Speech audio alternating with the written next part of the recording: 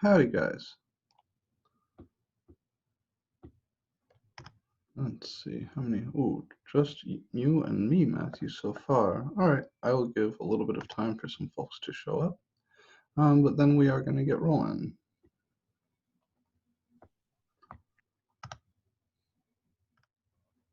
Howdy, gang. Good morning.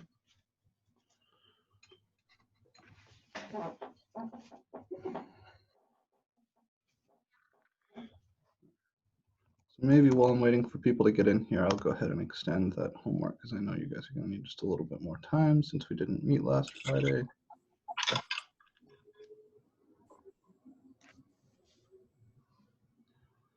That's only understandable,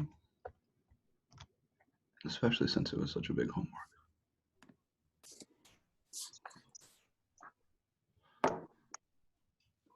So for now, let's push this one to Friday at the start of class. Okay. But I think there's not a whole lot more concept-wise we need to cover, but we should do lots of examples because this.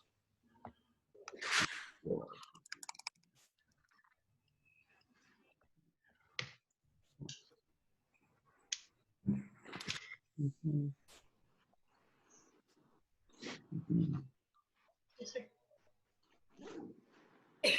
Good.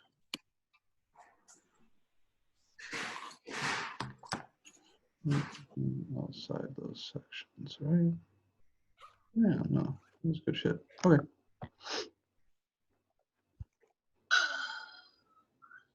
Alrighty. I think that's pretty much.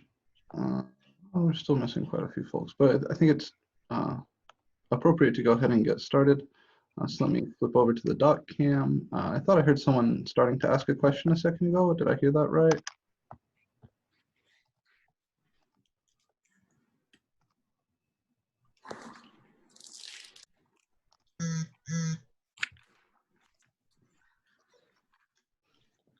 Okay.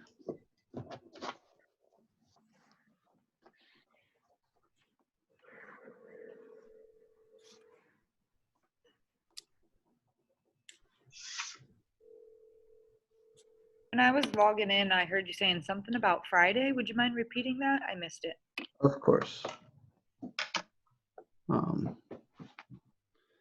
So the homework from last week, I'm going to extend a little bit. It's a long homework assignment. And since we did not meet on Friday of last week, I don't feel like it's 100% fair for me to have that come due today right now. He's such a fair teacher. Very sweet. But yeah, so homework for last week.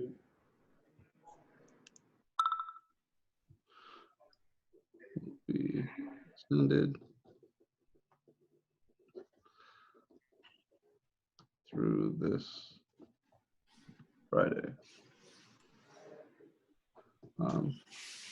It's a long homework assignment. It's definitely the longest one we've had so far, and I kind of ripped you guys off a day last week by going to the gym and getting myself sick. So I want to make sure everybody has ample time to get this thing done because it really is an important one.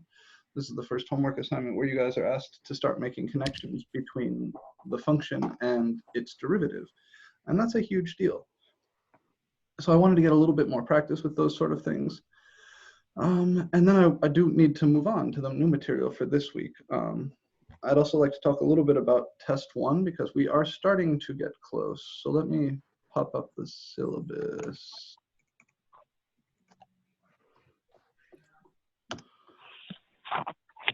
Schedule talking. I'm thinking probably a week from this Friday. That is what I'm thinking. So this week we will cover basic differentiation rules, trig derivatives, and then that will be the material that is going to be on exam one. And so exam one, we can go ahead and set the date. It'll be a week from this Friday. This Friday is the 12th. So exam one will be the 19th of June.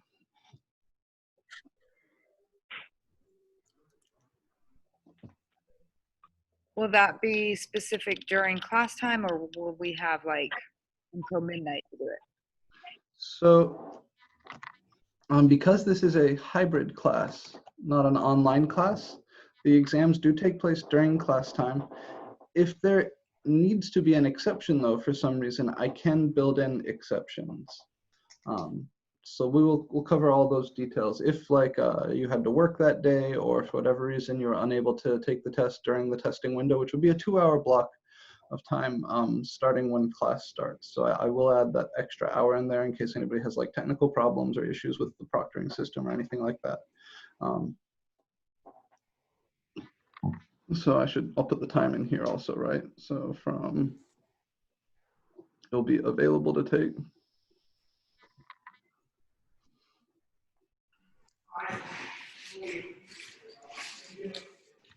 9:45 a.m. through 11:45 a.m. And I'll write the test so that it should take no more than 75 minutes, but you can do that 75-minute test anywhere during that 120-minute block. Now, if you cannot make it during that time, if you've got something else going on there, let me know, send me a Canvas message, and we'll figure it out, okay? I can set something up for you. Probably it would just be like a makeup test. We'll just do a makeup test at a different time and day. It wouldn't be the same test, of course. It would have to be a different test. So it's nice to arrange these things ahead of time to minimize the number of makeup tests I have to write. But I'm happy to do that. I understand life is what it is. The material that's going to be covered on exam 1.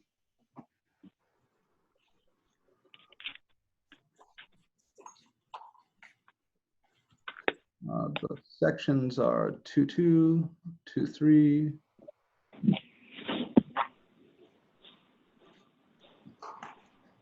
2.5, 6,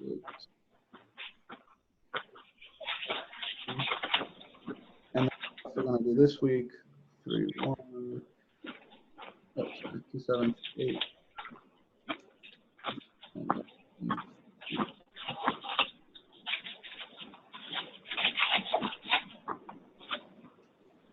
Oh, that's not why I told you to do that. So,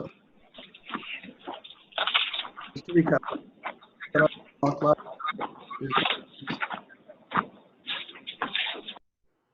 through to this Friday because we didn't have as much class time last week. Yeah, I got you. There will still be a new homework opening up today, and that homework will be due next Monday, or maybe I'll push that one to next Friday also, just so it lines up with the test. But for now, we're going to assume that we'll be going back to the regular schedule. I've just extended homework 4 through to this Friday. And then exam 1 is going to be Friday after next. So not like this Friday, but the Friday following. And it's going to cover all the sections in the textbook that we've gone through. So 2.2, this was just the intro to limits.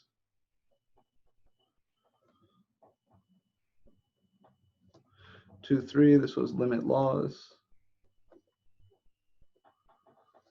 2.5, if I remember right, this wasn't continuity yet, it was one in between there, right? Oh, it was continuity, yeah.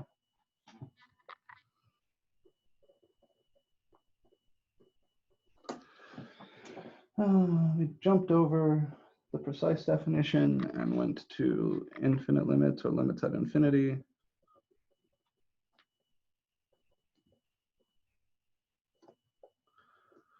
2.7, this was the derivative.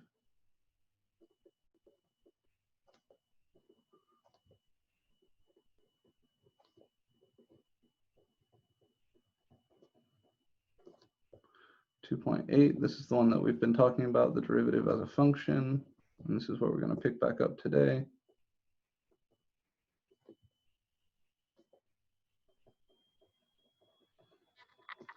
And then 3.1 through 3.3, these are all going to be about differentiation rules. So this is going to be like the power rule, product and quotient rules, and then derivatives of trig functions.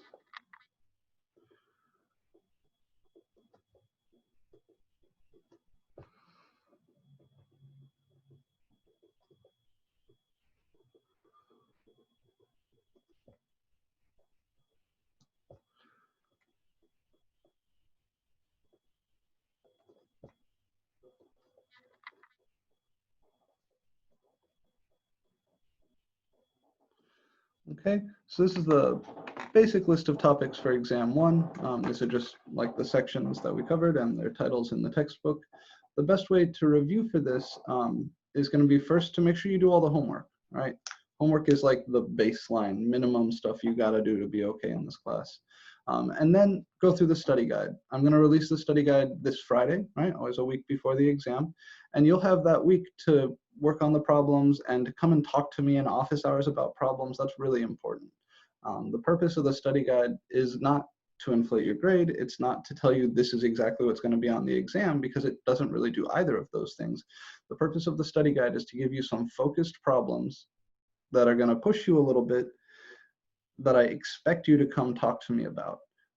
So I really do want you to send me a little bit of your work from at least one of those problems before the test. And that way I can get back to you and be like, hey, here's like a thing in your notation that you really got to fix or it's going to fuck you over on the test.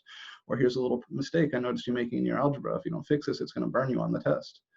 So that's the idea behind the study guide, is that you and I look over a little bit of your work together before the test, but you have to take the impetus to do that, right? I'm not going to like show up at your house and be like, hey, let me see your study guide before the exam. So you need to come talk to me about one or two of those problems sometime over the next week. Are the tests going to be through a WebAssign, or is it written that we scan into you?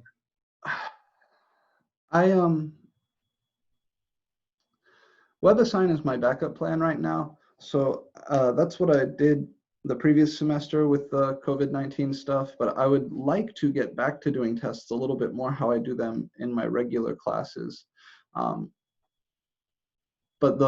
So it will either be on Canvas, and if we do it on Canvas, it will be like one of my regular written paper tests. And if you've taken a class with me before, you know what those look like. They're usually a mixture of true, false, multiple choice, and free response problems. But given the online format and the necessity for a good system of online proctoring, which really isn't available if I do them that way, they will probably be on WebAssign.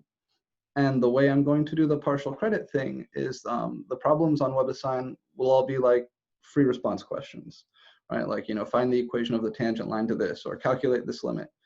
And you guys will be required to write your work out very, very carefully, and then scan and submit that work. And I'll be grading the work for partial credit. So the WebAssign will be worth some percentage, and I'll do some arithmetic and talk with you about that beforehand. And then the work will be worth some percentage. So it'll be very important that you write out solutions to your problems while you take the test, and scan and submit those immediately after finishing the test. That's what I've done in this setting before, and it seems to work pretty well. So unless I'm able to find some miracle mechanism for doing things differently, that's how it will work. Yeah, it's safe to go ahead and just say we'll do that way. So the test.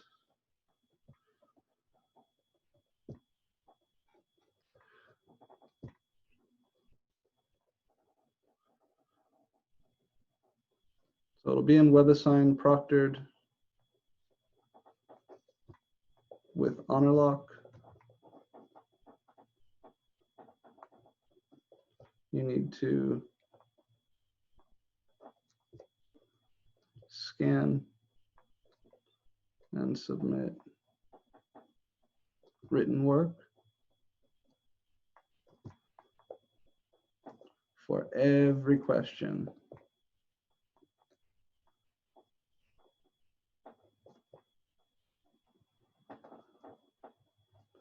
So your scanned and submitted written work for the problems is what I will be using to give partial credit. It is also what I'll be using to verify that your work is your own. So it's not just there for the partial credit. The absence of that work I will treat as an indication that you didn't solve the problem yourself. I know that kind of sucks. I don't want you to think that I am inherently suspicious of you. It's just the platform we're working with right now, the online thing. I know makes it very tempting to do that. And so I need something besides HonorLock to kind of back up that that's not really going on. So the test will probably be like 10 questions or so. And I want you to write out your work for each of those questions, and then scan and submit that work to me on Canvas. Great question. How do you scan? I strongly recommend the app called Cam Scanner.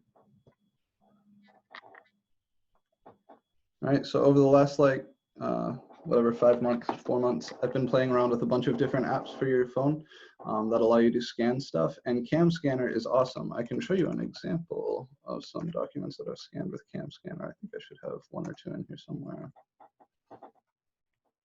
Okay.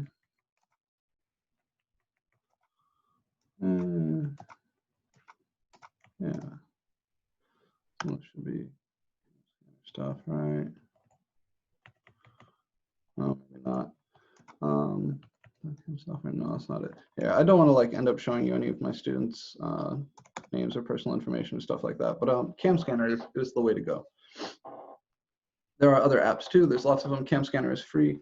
You pick an app of your choosing from your phone's app store. That is a document scanning app, and you will use that to scan and submit.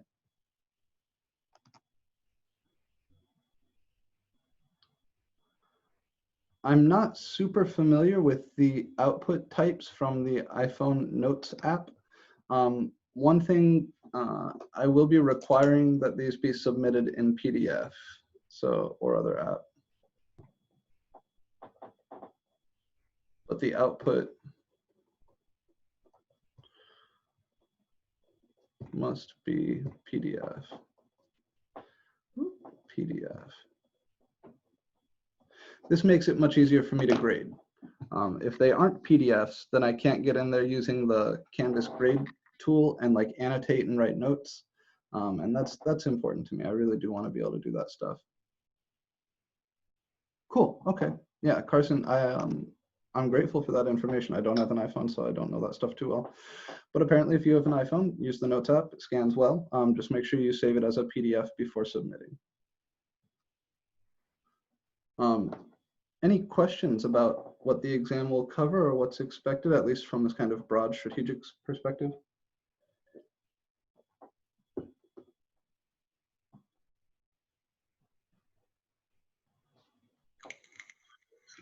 What are you willing to share?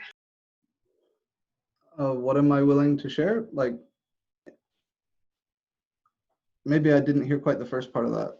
Yeah, I'll happily answer any question besides like, you know, what is the question on the I test? guess I'm a little more nervous about the trig part because it's a little hard. Okay, well maybe let's start moving in that direction then. The more time we spend on it here in class, the more comfy you'll be. There certainly will be a certain amount of graphing, yep. Graphing, evaluating limits, finding tangent lines, all that good stuff.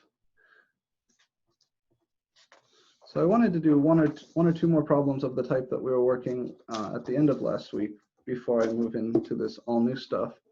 So I'll take 1 or 2 questions from the homework if there are any there. I'm sure there are, right? What would we like to see here?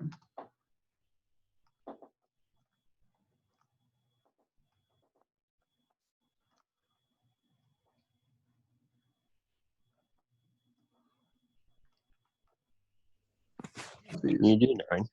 Problem. Sorry, yeah, go ahead. Can you do 9? 9? Yep. Yeah, this is a good one. So they give us the function f. It's some constant multiple of x over 1 plus x squared or something like that.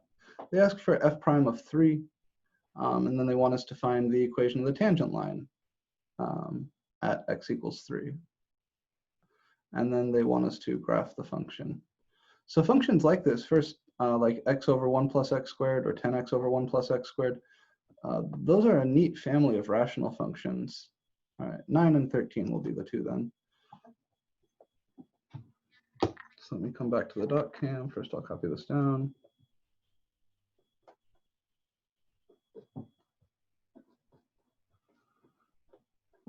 I'm not going to incorporate the 10 here. I'm going to let my f of x just be x over 1 plus x squared to keep things simple. We're going to find f prime of 3, the tangent line, to f of x at x equals 3, and graph. Okay. So here's my task. I've copied down things a little bit differently. Rather than saying at the point 3 comma 3, I'm just going to write in x equals 3 here because I could have given you the question in that way, and it's important that we talk about how to find the y value of the point you need.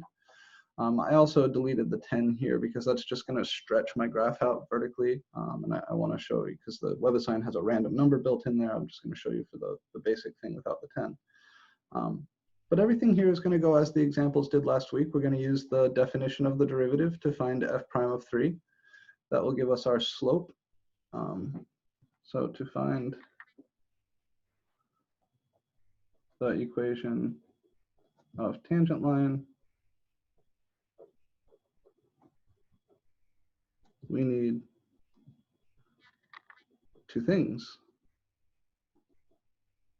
To find the equation of any line, you need two things, a point and a slope. The point, so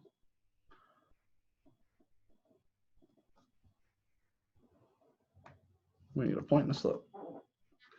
The point is always a comma f of a.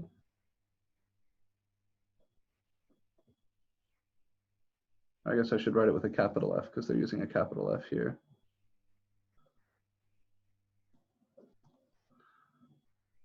They told me that the place I'm working here is 3, so a equals 3. So this is 3 comma f of 3. And to find f of 3, I plug 3 into this apparatus. 3 squared is 9, so this is going to be 3 over 10. So the point here is 3 comma 3/10. Okay.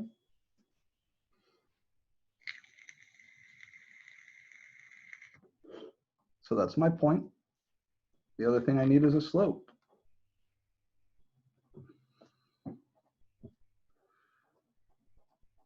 The slope of the tangent line is always f primed of a, which is f primed of 3, which by the definition of the derivative is the limit. We could use either the x to a limit or the h to 0 limit definition, right? There's two different definitions for the derivative that we could operate with here. I'll write them both down and then we'll take a look at each and pick one based on how they look. So the h to 0 definition looks like this.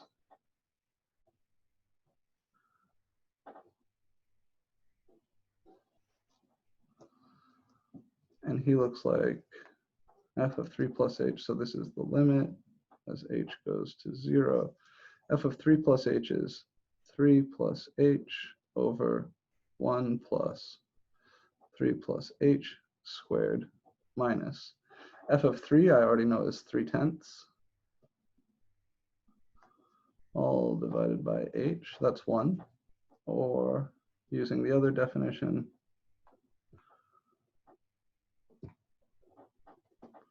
I could say f primed of 3 is the limit as x goes to 3 of f of x minus f of 3 over x minus 3, which is x over 1 plus x squared minus 3/10 over x minus 3. I'll leave it up to you guys. Which one do we want to use? Do we want to use the top definition up here or the bottom definition? Oh, I'm sorry, I forgot my limit. I should be kicked in the head for that. Do we want to use the top definition up here or this definition down here? It makes no difference to me. The first one? Want to use the first one? Okay. So we'll use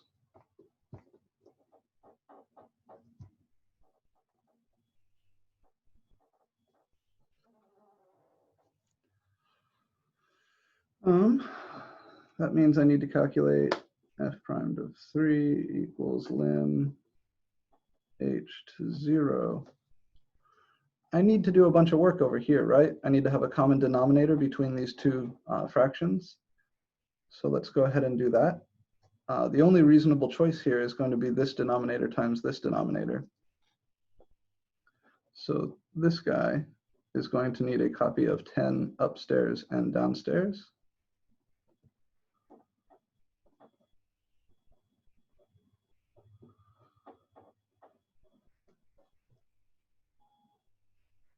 And the other guy is going to need the 1 plus 3 plus h squared upstairs and downstairs.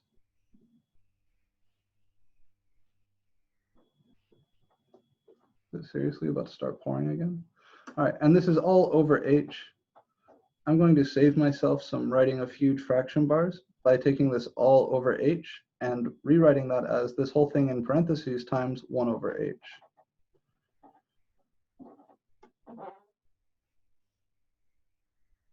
Are we all comfortable with the algebra steps I took there? Oh, this guy still needs the 10, doesn't he? Yeah, downstairs. Good. All right. So this first fraction up here, he needs to be multiplied by 10 over 10 to get him to have this piece of the denominator. And this guy right here needs to be multiplied by this thing over itself, this denominator over itself. So that's what our common denominator step looks like. And then instead of writing the big fraction bar and an h downstairs, I put everything in parentheses and put a 1 over h out here multiplying, which is the same thing, right? Dividing by h is the same as multiplying by 1 over h. It's a notation choice that I recommend you make when you look at these big, messy things. From here, this is the limit as h goes to 0 of, I now have a single fraction inside here whose denominator is 1 plus 3 plus h squared times 10, and whose numerator is 3 plus h times 10. That's 30 plus 10h. And from that, I need to subtract this apparatus. So for now, I'll just write that as 3 times 1 plus 3 plus h squared, because we've got some work to do there. So the 3 plus h squared here, I'll need to FOIL, oops, sorry. There we go. So from here to here, all I did is distribute the 10. This 3 plus h squared, I'll need to FOIL that out. That's 9 plus 6h, right? 2 copies of that times that, plus h squared. And then I'll have the 1 there.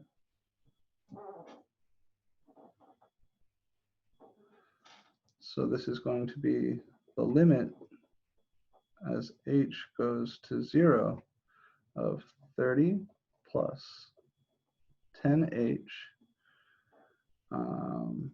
This will be minus 30.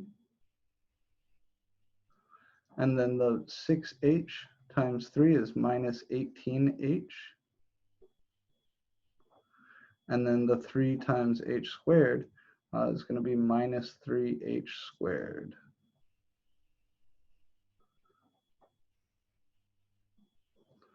So take a second and make sure you're comfy with that numerator. And then downstairs, I still have my 1 plus 3 plus h squared times 10. And everybody's still getting hit by this 1 over h. Okay. So the thing in these parentheses here is 10 plus 6h plus h squared. Right, the 1 plus 9 giving me the 10. When I then distribute this 3, the minus 3 times 1 plus 9 is minus 3 times 10, that's minus 30. Minus 3 times positive 6h is minus 18h, and minus 3 times h squared is minus 3h squared. Everybody comfy with that numerator?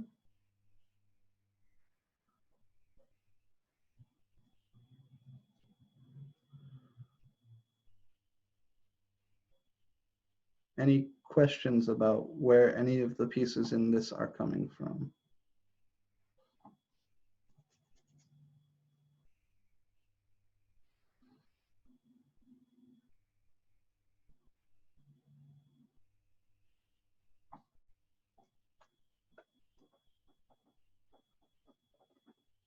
I see something in the chat there, so let me pause for a second. Oh, cool. Okay, so plowing on. The 30s are going to go away. I have 10h minus 18h, that's minus 28h. And I've got minus 3h squared. Oh, I'm sorry, no, minus 18h, not plus 18h. So 10h minus 18h, that's going to be minus 8h. And then I've got my minus 3h squared. And I can factor an h from that.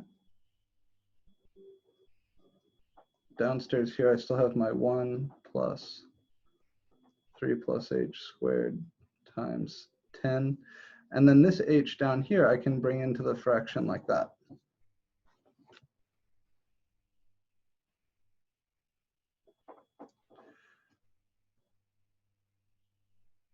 And I can cancel this h with this h.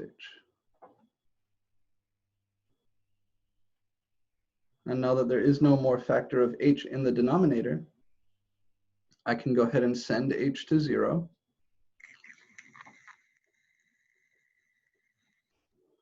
The numerator will become negative 8 minus 3 times 0, that's negative 8.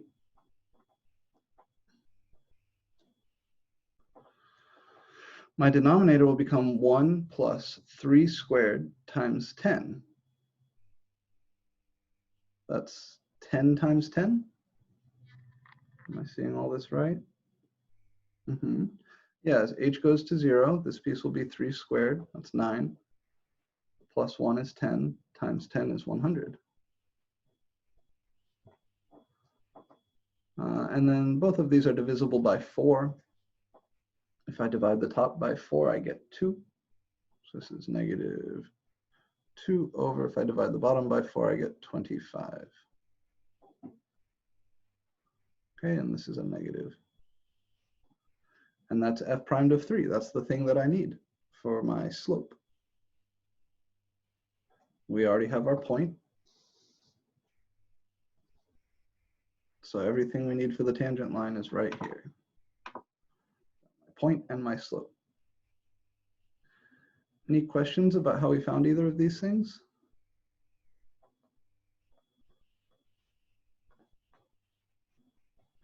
I know this step to this step, I did a few things. So I canceled the 30s, I gathered up my like terms, and I factored the h out from the numerator all in one step there. Do we see where everything came from there? It's kind of a lot.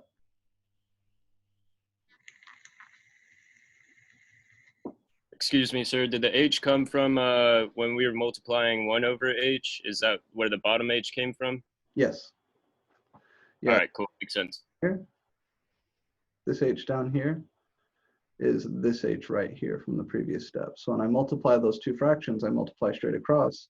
This 1 over h contributes an h to the denominator.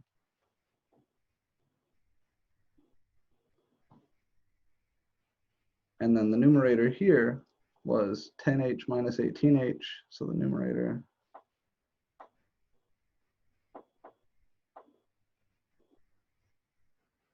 is minus 8h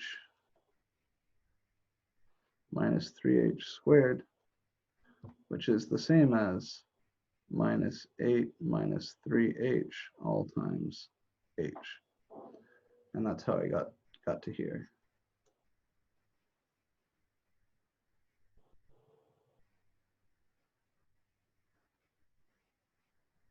Any other questions about these calculations?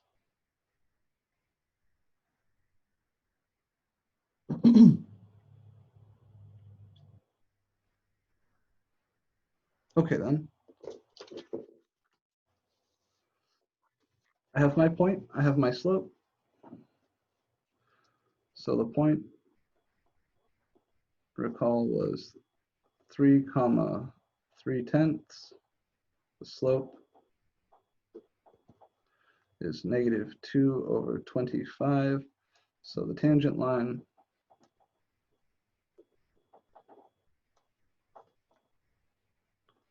to f of x at x equals 3 is y minus 3/10 equals m times the quantity x minus 3.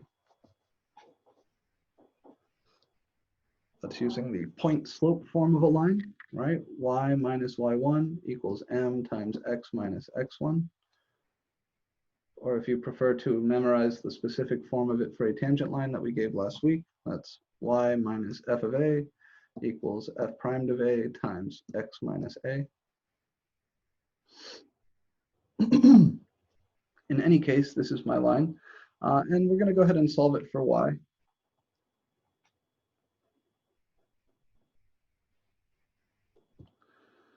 If I distribute the -2/25, I'll have -2/25 x, then plus 6/25, and then plus 3/10.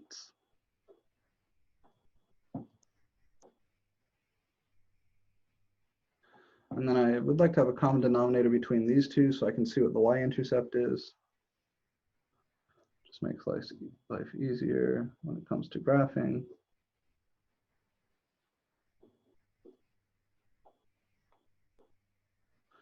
Reasonable common denominator between these two, 25 is 5 squared, 10 is 2 times 5. So if I give this guy a 2/2 and I give this guy a 5/5, what do I have? That's going to be 12. So I'll write it out. Why not?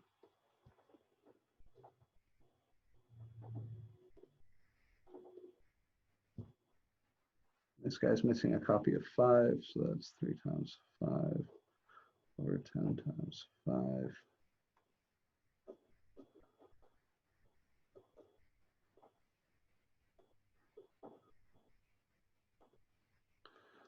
So my denominator there is 50, and my numerator is going to be 12 plus 15, which is 27. Is that right? Yeah.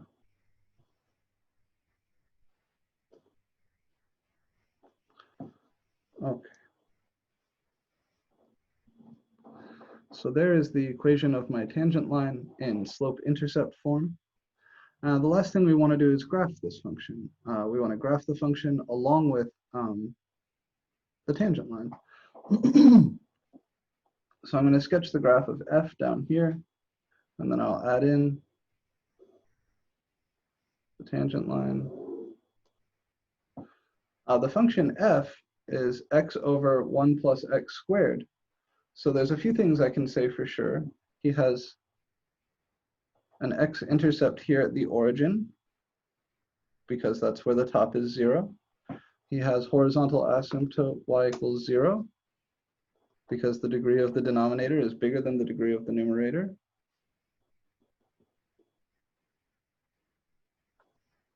And then over here, he has to cross the x-axis. If I plug in like -1 or -2, I'll see that he's negative on this side and positive on this side, which means he has to cross the x-axis something like this. And it turns out that his shape is actually pretty cool. It's like this. He is an odd function, symmetric about the origin. We will learn how to find these 2 points right here where the function has its mins and maxes pretty soon.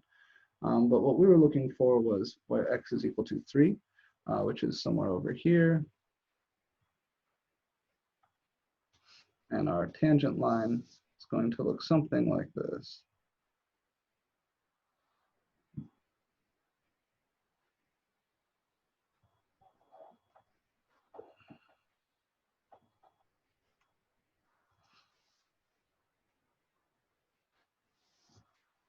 So this is the tangent line. And everything else is the graph of f of x. We can double check this with Desmos. And on these problems where the numbers are a little bit wonky, it's not a bad idea to do that.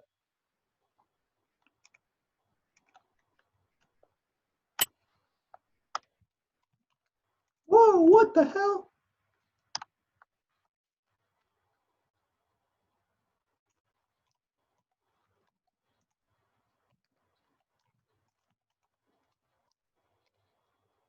Yep, so here you see that shape.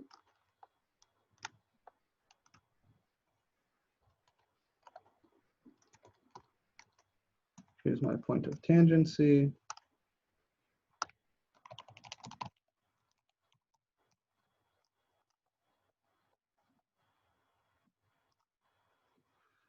And then I'll add in the tangent line.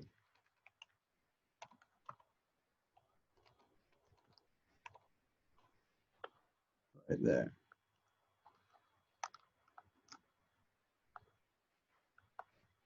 So you compare this with this, right? Scales are a little bit different, but you can definitely see that everything that needs to be there is there. Everything has the right shape. Everything looks good.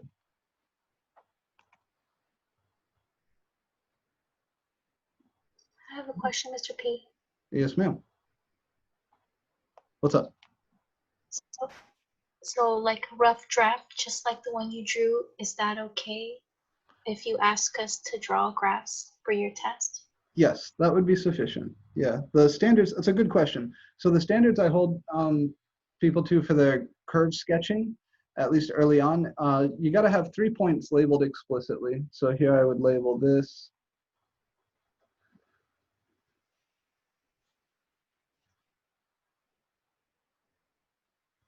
And maybe a symmetric point over here. We could call, say this is that point using the fact that this is an odd function, and that those two together with the origin would be enough. Make sure you label at least a few points. Make sure you give me any asymptotes or intercepts.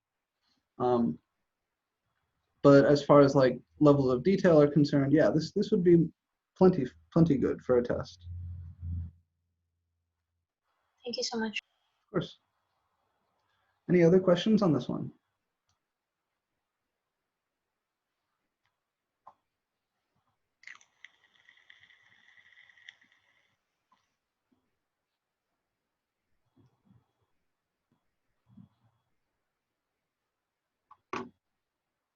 Okay, then. I do need to keep a watch on the time. I know we also wanted to look at number 9. We can do that quickly, but then I want to show you the first of our new differentiation rules today. No, this was 9. What was the other one we wanted to look at? 13, was it?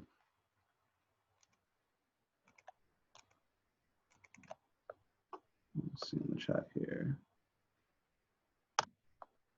Yeah, 13, okay. That's cool. 13 is actually not that bad. So I'm going to copy it down.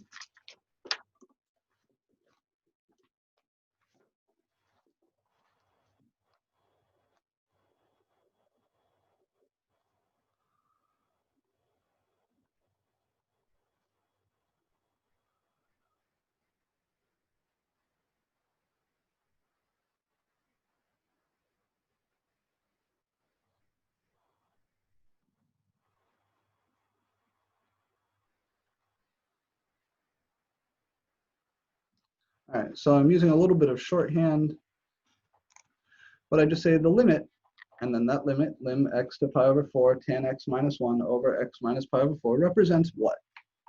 So in particular, it represents the derivative of some function at some point. What's the function? What's the point?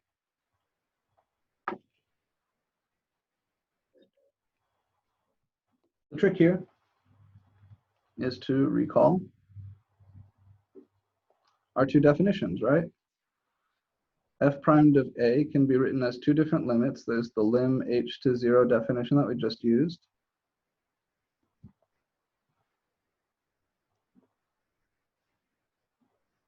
And there's the lim x to a definition. I should say represents what derivative? And that lim x to a definition looks like this. So we look at the shape of the thing they gave us. First, we have to figure out which of the two definitions they're using. Then we have to figure out what the function and what the value of a are here. Look at the denominator. The denominator here is x minus pi over 4. That doesn't look anything like this. In fact, there aren't any h's at all in that expression, so I know it's not this one. X minus pi over 4, x minus a. So it looks like they're using the second definition here.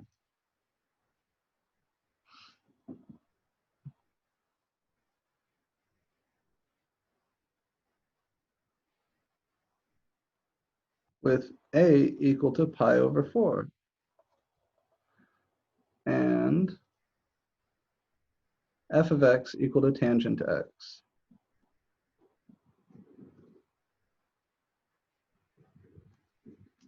Indeed, we can check.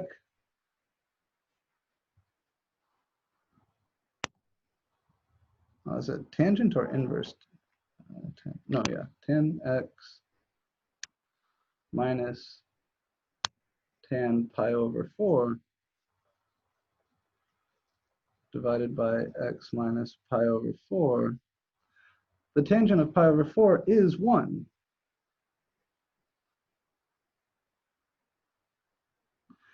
So the limit up there really is this, right? This and this are the same. And this thing we know is the derivative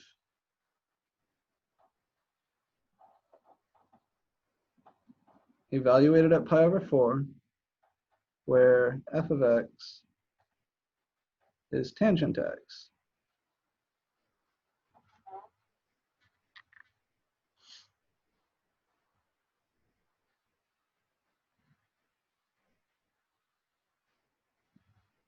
Okay, so that's it. That's it. A is pi over 4, and f of x is tangent x. And that's all they wanted you to discover here. They just wanted you to say this is the derivative of what function at what number.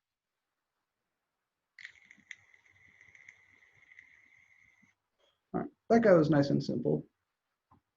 If this isn't jumping out at you right away, go ahead and rewatch this portion on YouTube. I don't think there's anything here that's especially challenging conceptually or algebraically. It's just kind of a matter of looking at these and matching them up. So recognizing that this limit kind of has this shape, f of x then would have to be tangent x, a would have to be pi over 4, and you can check by writing this down with f of x equals tangent x and a equal pi over 4 and see that this comes out to the same thing. Now I don't know what the value of that limit is. I have no idea. Well, I mean, I know, but right now we don't know, right? So we don't know the derivative of the tangent function yet. That's something we're going to get to at the end of this week.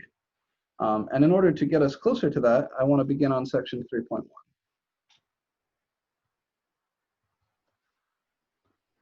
So a quick reminder, homework 4 has been extended to this Friday. You have until the start of class this Friday to get that done. I hope that you enjoy that homework and really work hard on it, because it is conceptually one of the more important homeworks in this class. The more time you put into homework 4, the easier all of the stuff at the end of chapter 3 and chapter 4 will be, especially chapter 4 where we talk about applications of the derivative. You really want to understand the stuff we're doing now. But in chapter 3, what we're mostly concerned about is how to find derivatives. So recall some notation. Sorry, section 3.1 is titled the power rule and derivatives of polynomials.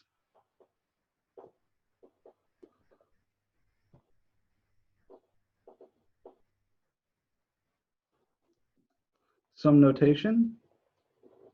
We know that f primed of x is the derivative of f of x.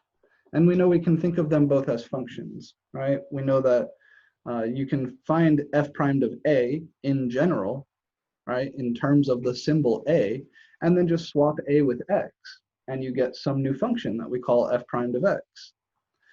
Some alternate notations.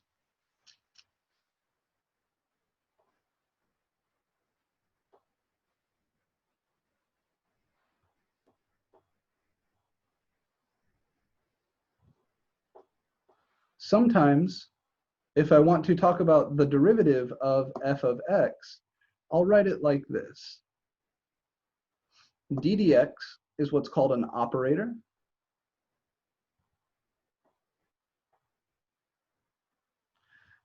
In fact, this is the differential operator.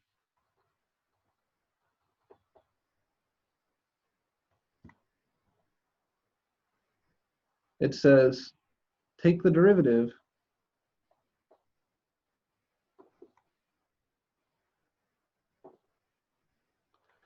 of whatever sits to my right.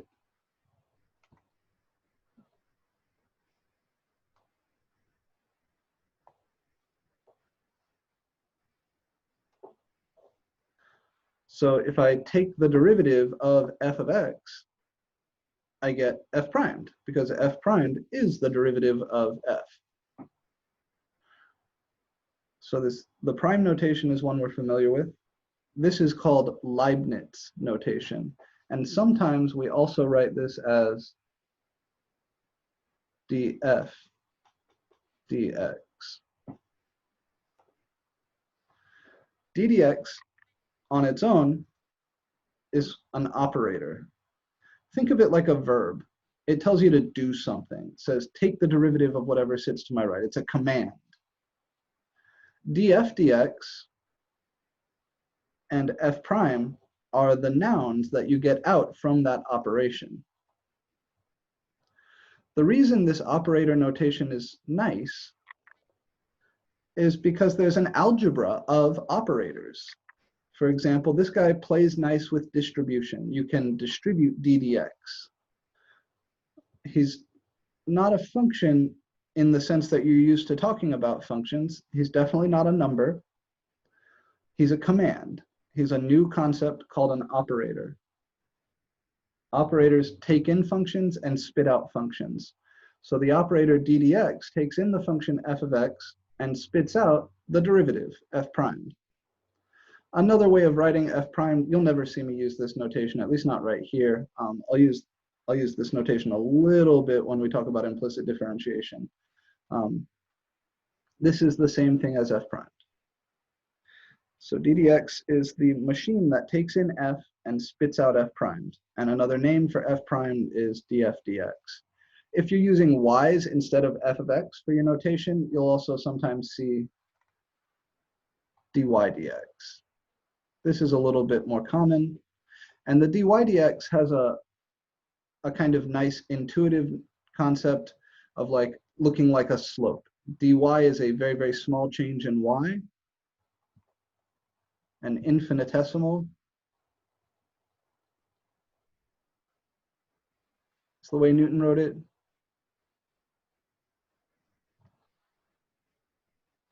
And dx is an infinitesimal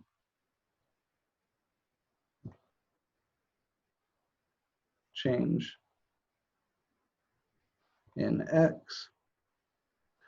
I suggest you pick a notation and stick with it. The prime notation is the best notation for referring to the derivative of the function f. And this operator notation is very convenient when we talk about rules for finding derivatives. So this is just a little bit of notation and language. I don't want you to get too confused. Pick one, stick with it.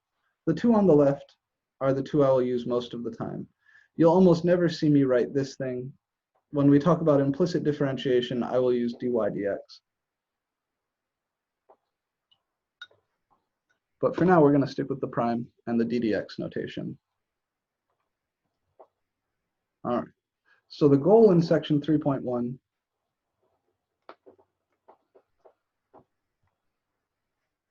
to find f primed of x quickly for any polynomial or power function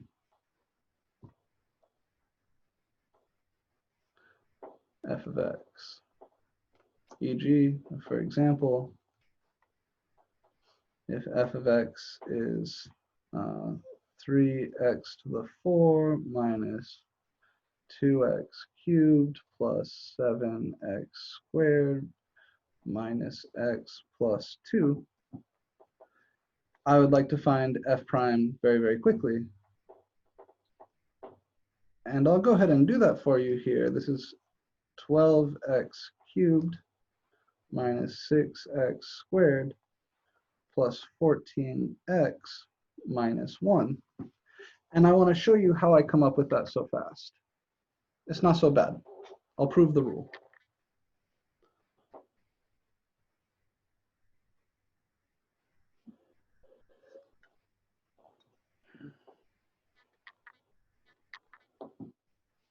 I think the nice thing to do is to just give you the rule and then prove it. Here, sorry, I took a second to move that up, so if anybody's still writing, I'll leave this for just a minute more.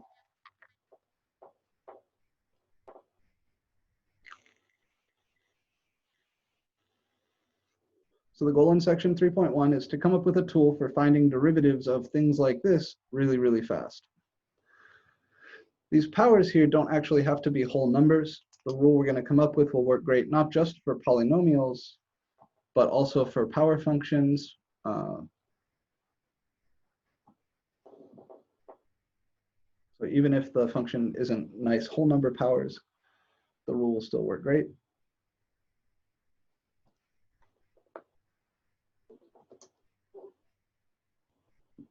Okay, so I'm going to go ahead and show you the rule now.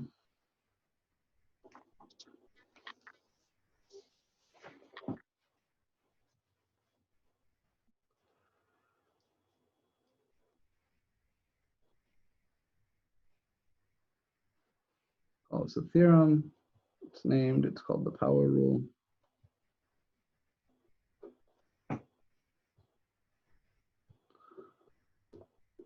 If f of x equals some constant times x to some power,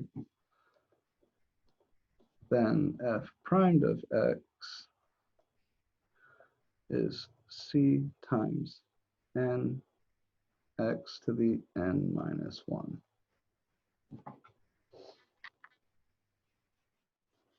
Remarkably simple. Constant multiples just come along for the ride. And if you're going to differentiate a power, then you bring the power down. That's this n coming down from the power, and you reduce the power by 1. That's it. Simple, right?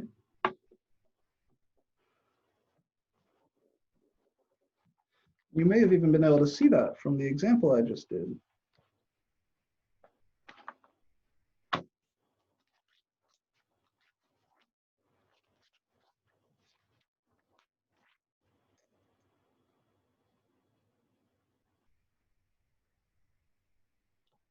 Now,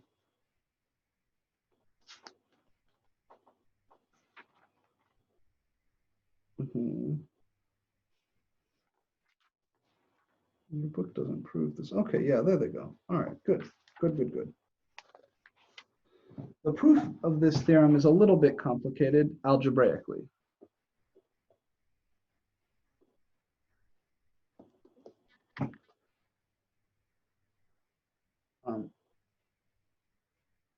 Maybe before I do that, in this other notation, that is,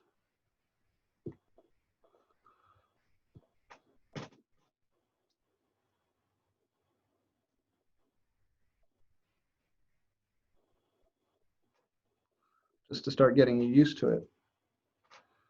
If I apply the operator ddx to a power function, c times x to the n, I get the same output, right? So these are saying the same thing, just in the two different notations. I want to start getting you comfy with the ddx notation. Okay, I could have fit the proof there. Proof.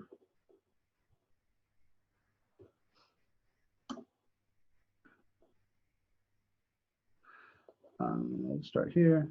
F primed of x is, I'm going to use the limit x to a. Oh, how do I want to do this? Yeah.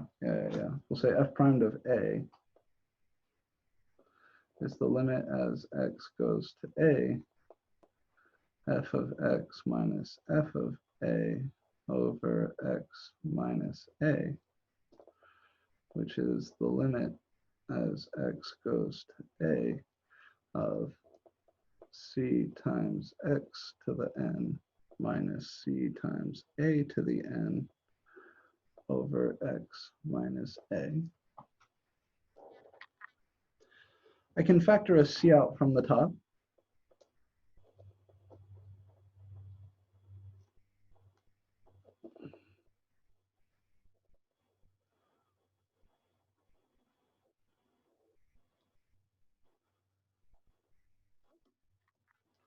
And of course, if I try to just plug in a for x, the top and the bottom are both 0, so I need to do something clever.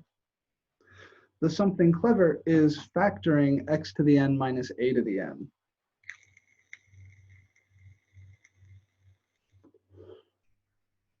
So maybe I'll pull the c out of the limit. The c is a constant. Doesn't have any x's in him, so he can come out of the limit. That's one of our limit rules.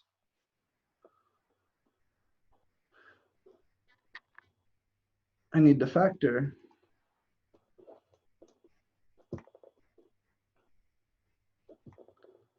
x to the n minus a to the n. And this is the work.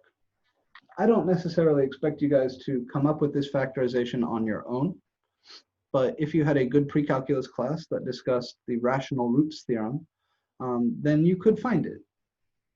It's not super easy because n here is an arbitrary number, but because x to the n minus a to the n is 0 when x is equal to a, you know that there is a factor of x minus a hidden in there. And it turns out that what's left, somewhat complicated looking thing that comes from the binomial theorem. It's x to the n minus 1 plus x to the n minus 2 times a plus x to the n minus 3 times a squared. And it continues along like that until you get to x times a to the n minus 2 plus a to the n minus 1. That is how x to the n minus a to the n factors. Again, I wouldn't expect you to come up with this. It's a consequence of the rational roots theorem. You can think of it that way. It's also a consequence of the binomial theorem. If you got a good treatment of that, you can think of it that way. For us, it just means that the limit above is c times the limit as x approaches a of this thing, x minus a times x to the n minus 1 plus x to the n minus 2 times a plus x to the n minus 3 times a to the 2 plus all the way out to x times a to the n minus 2 plus a to the n minus 1 all over x minus a. And the glory of that factorization is that I can now cancel the x minus a's. All right, this factor downstairs is that thing times 1, so cancel, cancel.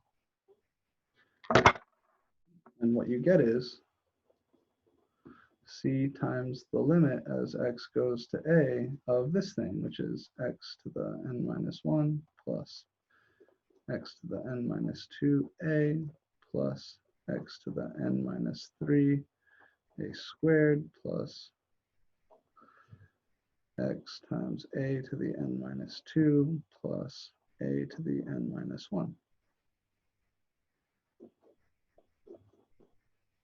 And now that that thing doesn't have any more x minus a's in the denominator, there is no denominator, I can plug in a for x. I get c times If I plug in a for x, then x to the n minus 1 is a to the n minus 1. Plus, if I plug in a for x, then I have a to the n minus 2 times a. Plus, if I plug in a here, a to the n minus 3 times a squared. Plugging in a for x, I get a times a to the n minus 2. And then lastly here, I have a to the n minus 1. Each of those terms is equal to a to the n minus 1. A to the n minus 2 times a to the 1, you add the powers, and you get a to the n minus 1. A to the n minus 3 times a squared. Again, add the powers, n minus 3 plus 2 is n minus 1. Here, if I add the powers, a to the 1 times a to the n minus 2, that's a to the 1 plus n minus 2, that's n minus 1. So this is c times a to the n minus 1 plus a to the n minus 1 plus a to the n minus 1 plus a to the n minus 1 plus a to the n minus 1. And the question is, how many of these terms do I have? And the answer is n. Because of this factorization, right, you can think of these powers as counting down. You've got n minus 1, n minus 2, n minus 3, n minus 4, n minus 5, all the way down to all the way down to 1 and then 0. So there's n copies of this here.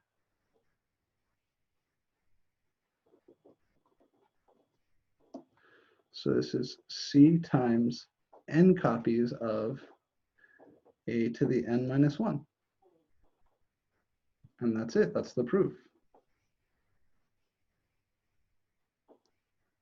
So remember what this was. This is f primed of a. F primed of a is c times n times a to the n minus 1. Therefore, swapping a for x, f primed of x is c times n times x to the n minus 1. And that's your power rule.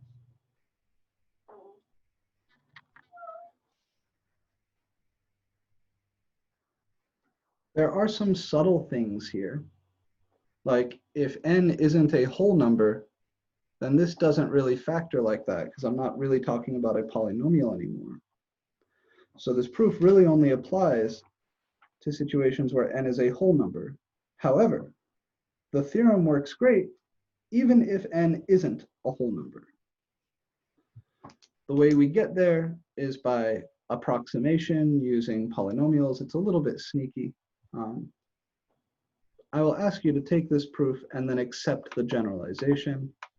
I know that Calc 1 students don't generally like proofs at all. So for our class, the important thing is that you remember this, right? Remember the theorem.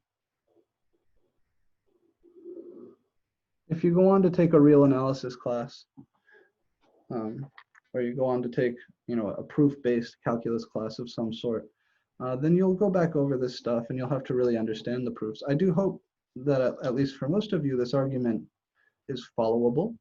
And I would be happy to take a few minutes here to answer any questions on it. But I just want to remind you, if you're feeling lost right now, if you're feeling a little bit worried about this proof, the important thing for us in this class is building skills, learning how to solve problems. So less important is the proof, more important is that you remember this theorem and how to use it. So that's what we're going to do next. But first, are there any questions that you guys would like to ask or talk about regarding this proof?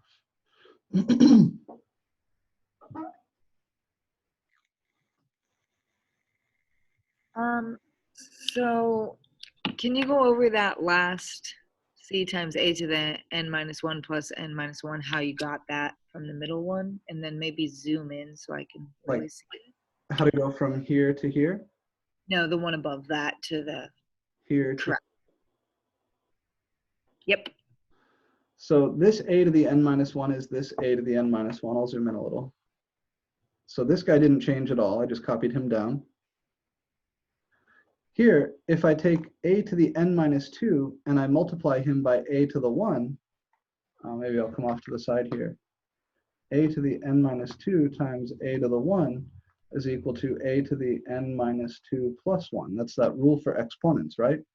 If you multiply like bases, you add the exponents. Gotcha. Thank you. Plus 1 is just n minus 1. And that same thing is what's happening everywhere in that row. So this a to the n minus 3 times a squared, I add the powers because I'm multiplying like bases. N minus 3 plus 2 is n minus 1. So I'm using the same trick off to the left here, everywhere, and going from here to here.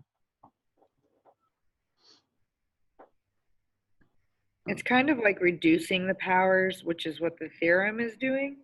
Is that right? Well, the theorem knocks the power down by 1.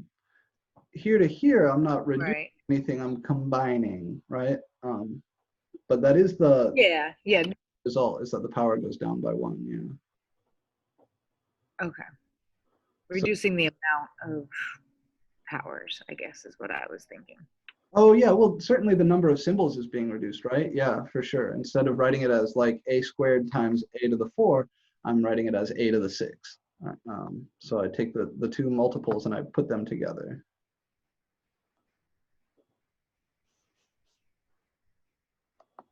Okay, Thank you. That clarified everything so much better. Thanks.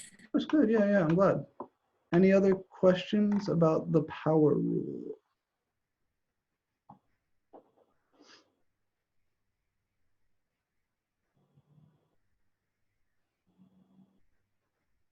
Okay, so I want to get us a bunch of practice, and I want to practice in all of the notations.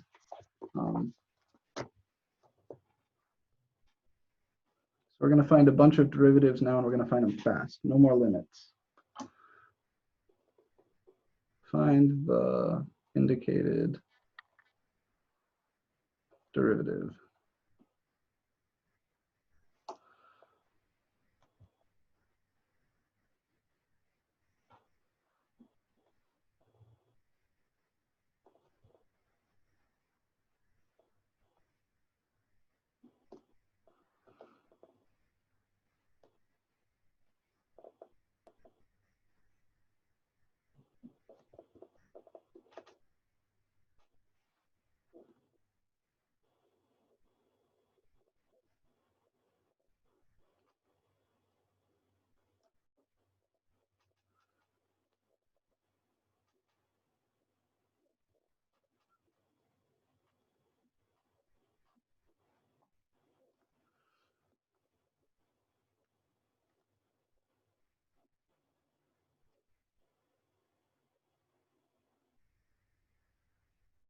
Okay.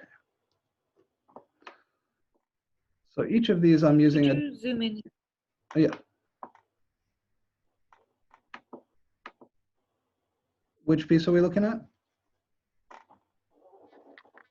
No, that works. Thank you. Sure, of course.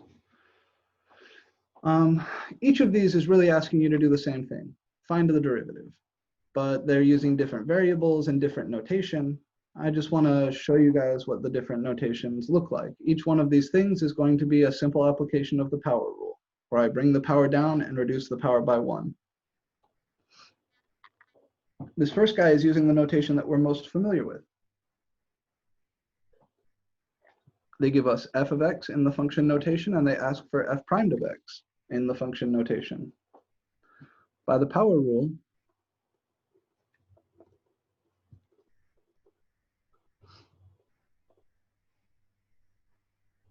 f primed of x,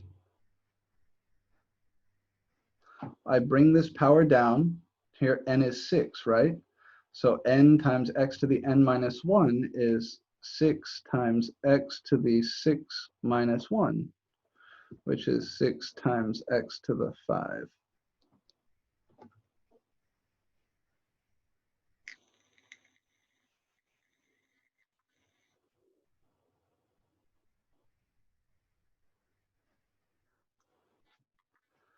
The second guy is the same sort of thing. Again, by the power rule.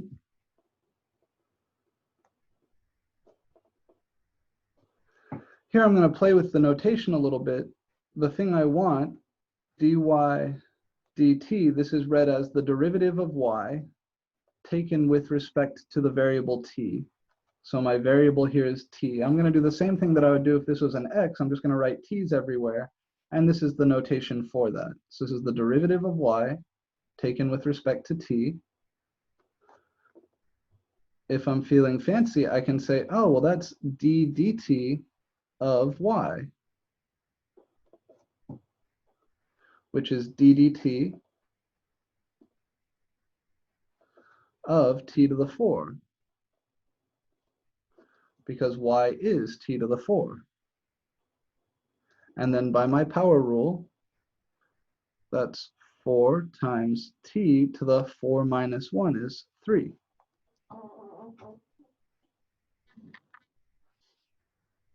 So really the point of this section is to try and get you comfy with these alternate notations. Any questions on the notations I'm using there in part B?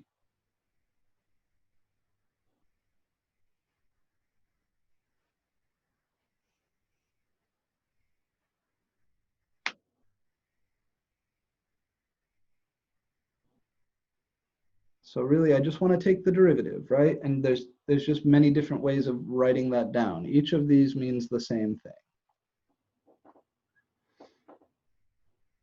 If this was f of t equals t to the 4, then I would call this f primed of t. But they just gave it to me as y equals t to the 4. So instead of writing f prime, because there is no f here, I use the other notation. In part C, again, it's all coming from the power rule. In part C, again, I don't have an f. There's no f of x. They called it y. And so they're using the prime notation there. They're saying y prime the same way we would say f primed of x. Oh yeah, it's a hell of a lot faster than doing the limit.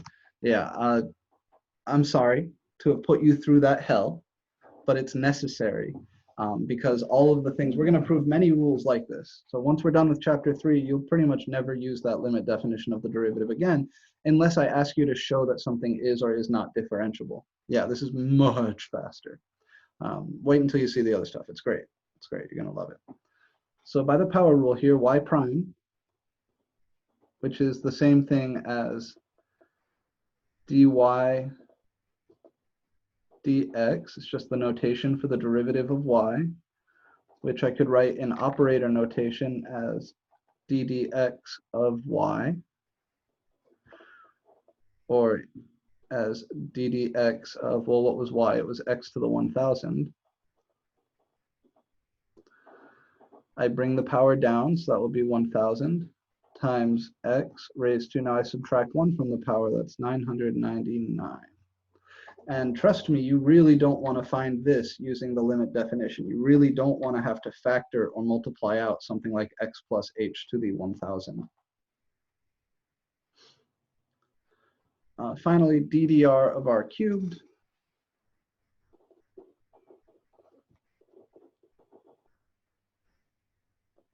Here they haven't even given me like y equals or f of x equals. They say just find the derivative with respect to r of r cubed. So I can jump straight to that, ddr of r cubed. Here I'm going to apply the power rule. My variable is r rather than x, so that will be 3r to the 3 minus 1 is 2.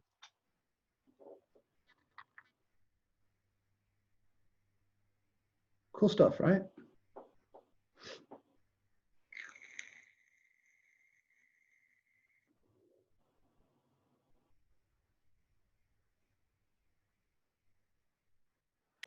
Question.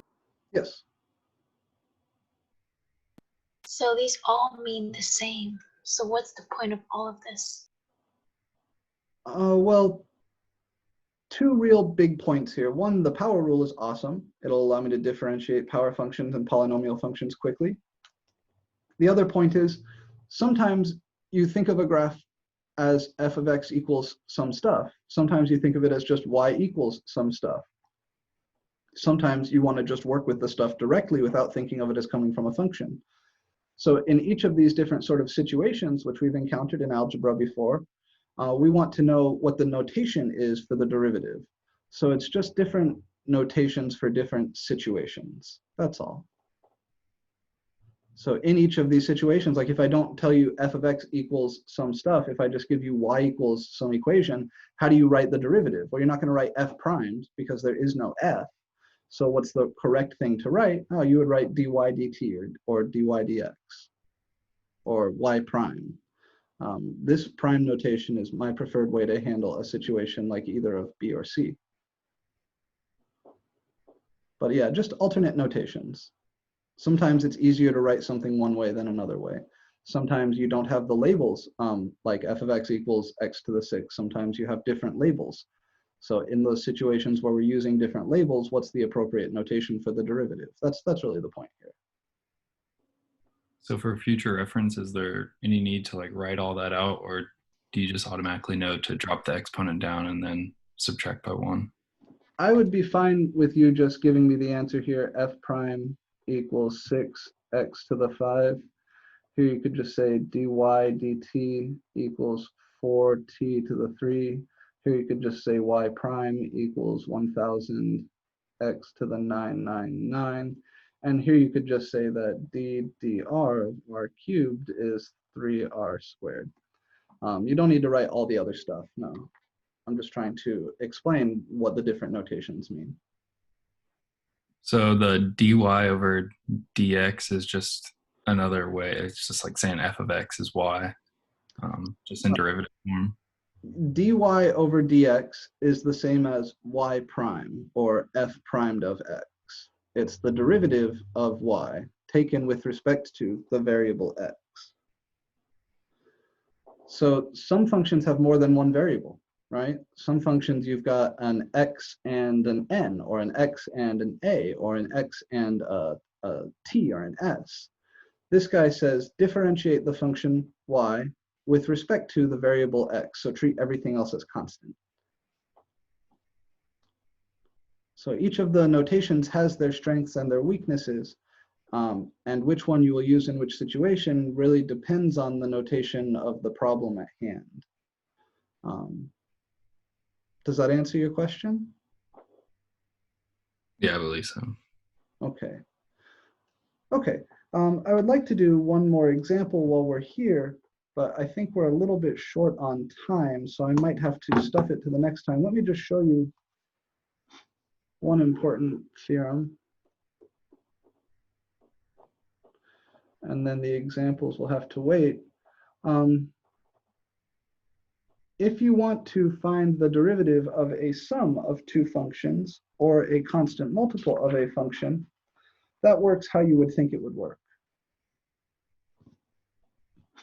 So d dx of f of x plus or minus g of x, this is equal to d dx of f of x plus or minus d dx of g of x. In other words, the differential operator d dx distributes. This is going to be f prime plus or minus g prime. And d dx of a constant multiple of a function, the constant can pop out. And then d dx of f of x is f primed. So these are two rules that say if you want to differentiate a sum or a difference of functions like x squared plus 5x cubed, you can just differentiate the two pieces on their own and then add them up. If you want to differentiate a constant multiple of a function, you can pop that constant out and differentiate the function itself. And this, together with the power rule, will allow us to differentiate any polynomial or any combination of polynomial and power functions. So the very last thing that I'll do here is one quick example. I'll give you a second to write this down. Thank you.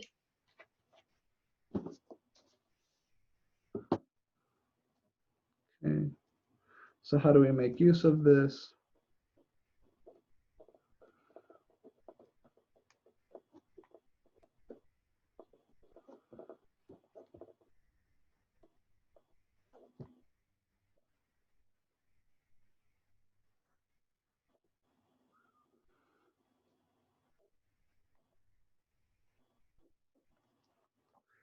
if I wanted to find the derivative of that expression,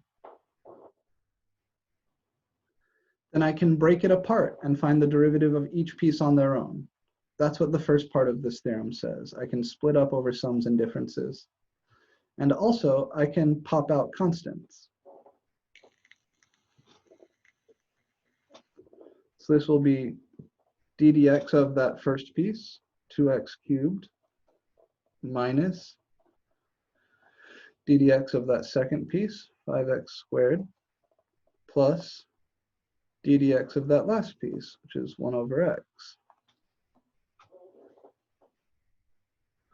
That's using the first part of the theorem to split up. And then the second part of the theorem says that this constant here and this constant here can pop out.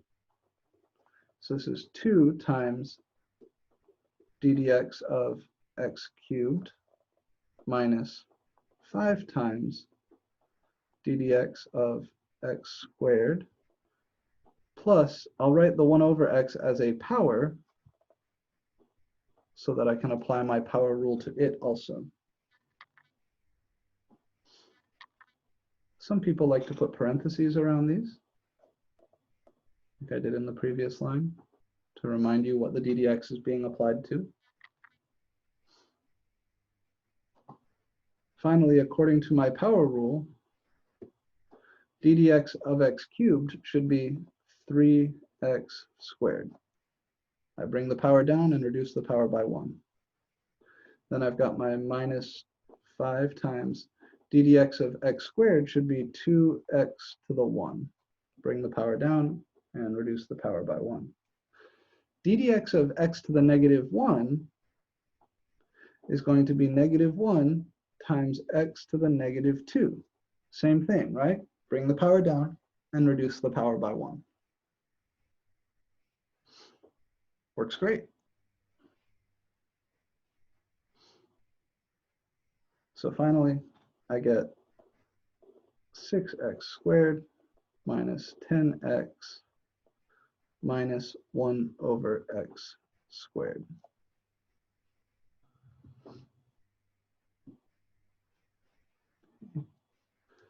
I'm going to write down one last thing and then I'll sign off for the day. There's one exception to the power rule, and that's when the power is 0. The derivative of a constant is 0.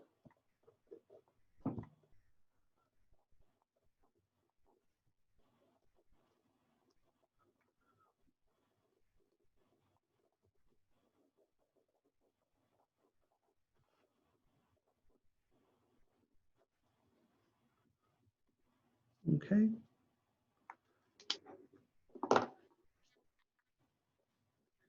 That last little bit isn't something most people right away recognize as being an exception to the power rule, but it is. It is an exception to the power rule. If I tried to apply the power rule to x to the 0, I would get, I guess it's not really an exception. You get 0 times x to the negative 1, and the 0 would make it 0. It's worth remembering on its own, though. Derivative of a constant is always 0. All right, any questions on this last theorem and this last example?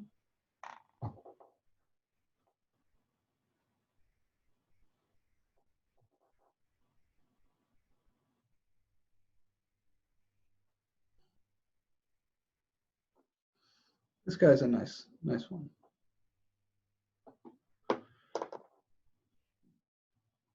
So moving forwards, we're not going to need that limit definition of the derivative very often.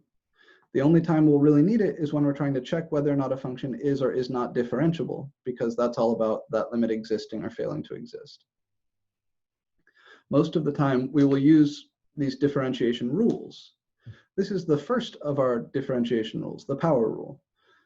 On Wednesday, we're going to talk about the product and quotient rules, which tell you how to differentiate products of functions and quotients of functions, ratios, fractions.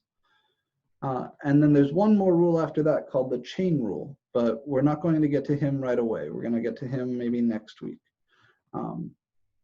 But on Wednesday, we'll talk about the product and quotient rules. And then on Friday, we're going to talk about how to differentiate trig functions, because they're not any of these functions, right? There's no obvious way to write a trig function as a polynomial or as a power function or as a product or quotient of polynomials or power functions. So that's going to require a little bit of careful attention on its own. So Wednesday, how to differentiate products and quotients. Friday, how to differentiate trig functions. And you are now free from doing those huge limit calculations every time you need the slope of a tangent line. Right? If I wanted to, I could use this to find the slope of a tangent line because it is the derivative. So we'll get some more practice with this stuff. If you haven't wrapped up homework 4, you have until Friday to do so, but there will be a new homework coming out today, so please watch for that. That homework I will either have due on Monday of next week, but I may end up letting it go to Friday because that's when our exam is going to be. Remember, exam 1 is not this Friday, but a week from this Friday, which I believe we said was the 19th. Is that right? Yeah, so exam 1 is going to be on the 19th. If you want a brief overview of what's going to be on the exam, watch the first few minutes of this video once it's up on YouTube. But it's going to cover all the stuff that we've talked about so far. Any last minute questions before we head out, guys?